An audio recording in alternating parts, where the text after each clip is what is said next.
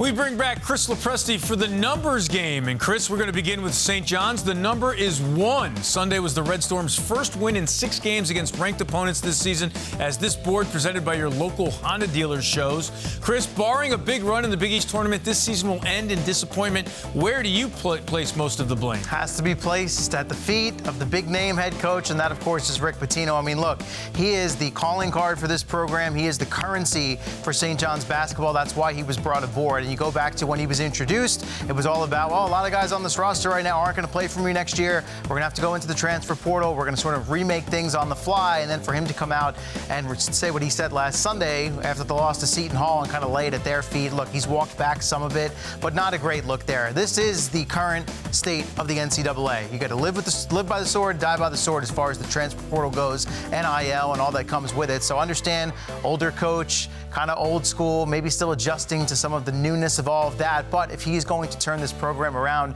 as quickly as he led us to believe, and as many believe that he would, has to start and end with him. Interesting you said not a great look. How about that look, though, CeeLo? The all-white, Can we get you rocking that one night on the Honda SportsNite? I can pull it off. I'll try. We'll Listen, do a white I'm out. a team player. Whatever we need to do, I can pull it off. All right, to the Knicks, and the number is 2.5. They are 2.5 games ahead of the Heat for the 7th spot in the East. How concerned are you right now about this Knickerbocker club? I think I'm more concerned in the long-term playoff outlook. We don't know yet about the long-term status of Julius, Randle, and certainly of OG Anunoby as well. We don't have a return date for those guys. But as far as the standings are concerned, not overly concerned right now, because we could say, well, they're close to 7th, but they're just as close to 2nd, 3rd place, so on and so forth. You know, the schedule in the immediate future, you got a bad Pistons team coming in. Okay, the Pelicans are having a nice season. You're going to see them in short order. You've got Steph Curry and the Warriors coming in, all home games. And then you flip the calendar and go into March. If you're worried about the standings and the teams close to you, you're going to see the Cavs. You're going to see the Sixers in consecutive games, likely still without Joel Embiid. So while the Knicks have their concerns as far as health goes and getting everybody back on the court together and at full strength, I think the opportunity for them in the short-term future to take care of business should solidify their spot in the standings. Yeah, I'm with you. The medical report is much more of a concern than the standings. Yes. All right, we wrap with the number 321.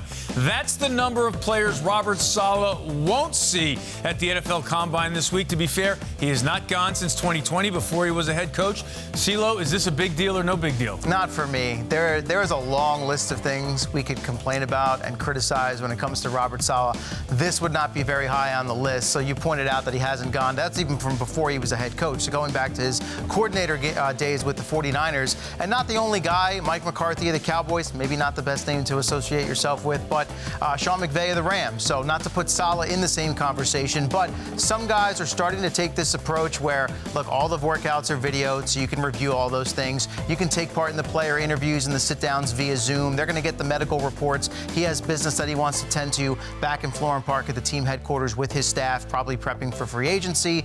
They could still do draft work in Florham Park as well, so the Jets will be well represented. They'll have guys there, scouts, Joe Douglas obviously as well. So I don't worry too much about this. I've got much broader concerns when it comes to Robert Saleh, the head coach, than whether or not he's going to be in Indianapolis. But he's going to miss a steak at St. Elmo's, man. Now that's a different conversation. Watch the guy's vertical and get a great steak. That's the reason worth going. CeeLo, thanks for joining us here on Honda Sports Night.